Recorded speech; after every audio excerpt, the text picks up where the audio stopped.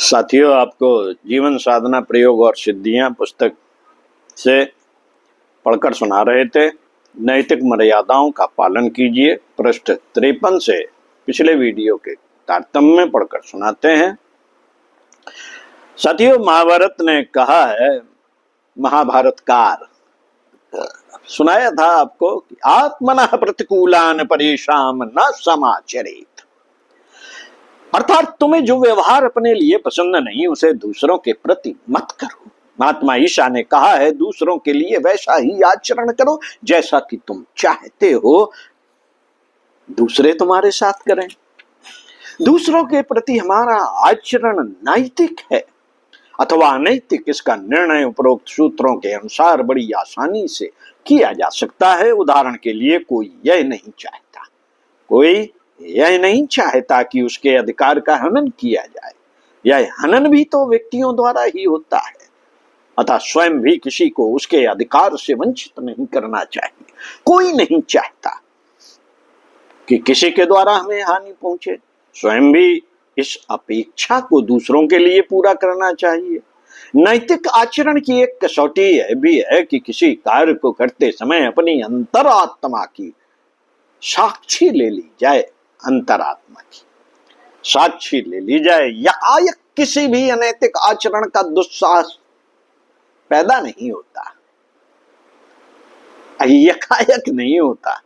उसका हृदय धक धक करने लगता है, शरीर से पसीना छूटता है और प्रतीत होता है कि कोई उसे इस कार्य से रोक रहा है।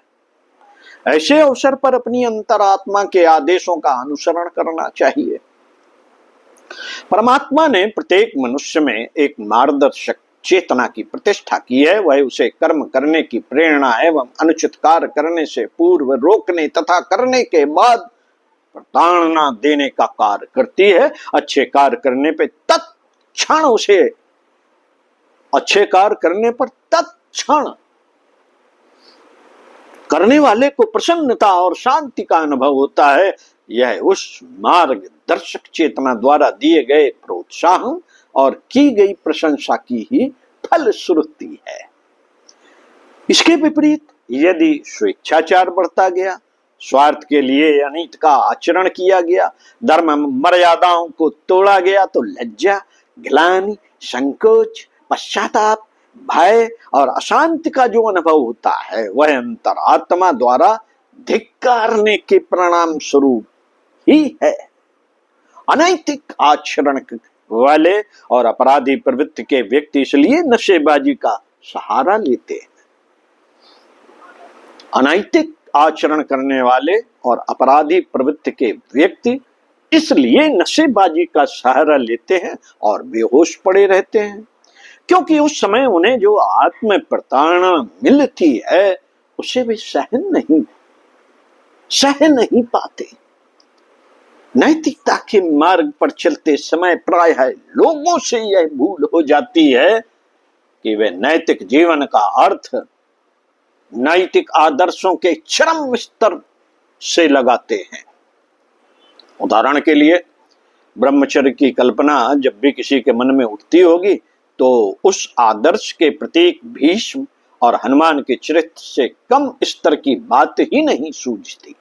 किसी के द्वारा ब्रह्मचर्य व्रत लेने की बात सुनते ही मन उसकी तुलना भीष्म और हनुमान से करने लगता है, और जब भी कभी उस व्यक्ति का चरित्र भीष्म तथा हनुमान से राई रत्ती भर भी कम मालूम होने लगा तो ब्रह्मचर्य की सारी धारणा ही खंडित हो जाती है।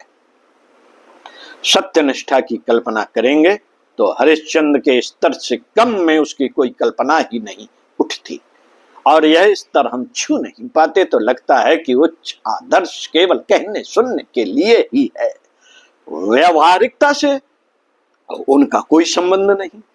यदि नैतिक आदर्शों के प्रति व्यवहारिक दृष्टिकोण अपनाया जाए और शुभारंभ छोटे छोटे व्रतों से किया जाए तो चरम कल्पना के कारण अव्यवहारिक लगने वाले आदर्श व्यवहारिक जीवन में सरलता पूर्वक आने लगेंगे। फिर नैतिक आदर्शों के अभाव में अपना व्यक्तित्व जो हीन बना रहता है और उसमें विकास परिष्कार नहीं हो पाता, वह स्थित भी नहीं रहेगी।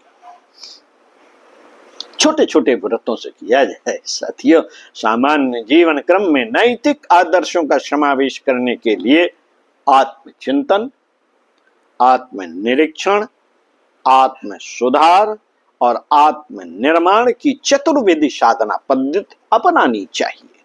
आत्म समीक्षा के समय विचार करना चाहिए कि हम में कौन सी कमियां हैं और किन नैतिक गुणों के विकास की आवश्यकता है, कौन सी बुराइयां हमारे स्वभाव में घुस पड़ी हैं जिनके कारण हमारा नैतिक स्तर मानवता के अनुरूप नहीं कहा जा सकता। इस समीक्षा के बाद जो कमियां दिखाई दें उन्हें दूर करने और नैतिक गुणों के विकास करने का प्रयत्न किया जाना चाहिए। स्मरण रखा जाना चाहिए कि आरंभ में ही कोई ऊंची कूद लगाकर चरम स्तर पर नहीं पहुंचा जाता। विद्वान बनने के लिए सीखने की शुरुआत वर्णाक्षरों को पहचानने और उन्हें लिखने के अभ्यास से करनी पड़ती है।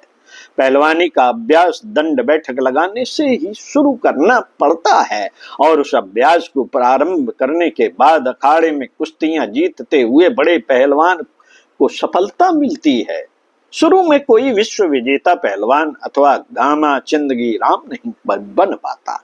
आरंभ से ही इस तरह की कल्पना करने वालों को स्वप्नदर्शी ही कहा जा सकता है। फिर क्या कारण है कि नैतिक आदर्शों को अपनाने के लिए शुरुआत से ही चरम स्थिति प्राप्त करने की अपेक्षा की जाए और वैसा न होने पर निराश हताश होकर बैठ जाया जाए। नैतिक आदर्शों को जीवन में आत्मसात करने के लिए व्यवहारिक स्तर बनाकर अगले कदम उठाने चाहिए। लक्ष्य बड़ा और ऊंचा रखा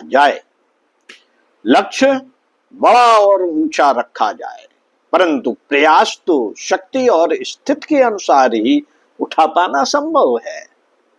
मंजिल भले ही मीलों दूर हो, पर वहां तक पहुंचने के लिए एक एक कदम ही उठाना पड़ता है।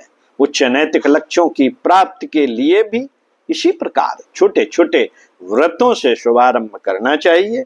नैतिक आदर्शों और मर्यादाओं का पालन करते हुए जब अपने व्यक्तित्व को ऊंचा उठाया जाता है तो जीवन में सुख शांति, समाज में प्रतिष्ठा, व्यक्तिगत उपलब्धि के रूप में और समाज में सुव्यवस्था सामाजिक उपलब्धि के रूप में मिलना आरंभ हो जाती है।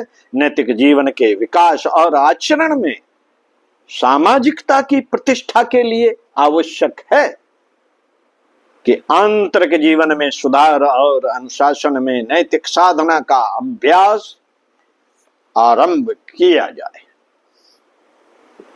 नैतिक साधना का यदि नैतिक नियमों के अनुसार कार्य करते रहा जाए तो जीवन में आने वाली अनिश्चित घटनाओं, तूफान, उलझनपूर्ण समस्याओं के बीच भी संपूर्ण सुरक्षा, शांति और विश्वास के साथ जीवन में समृद्धि व विकास का लक्ष्य प्राप्त किया जा सकता है।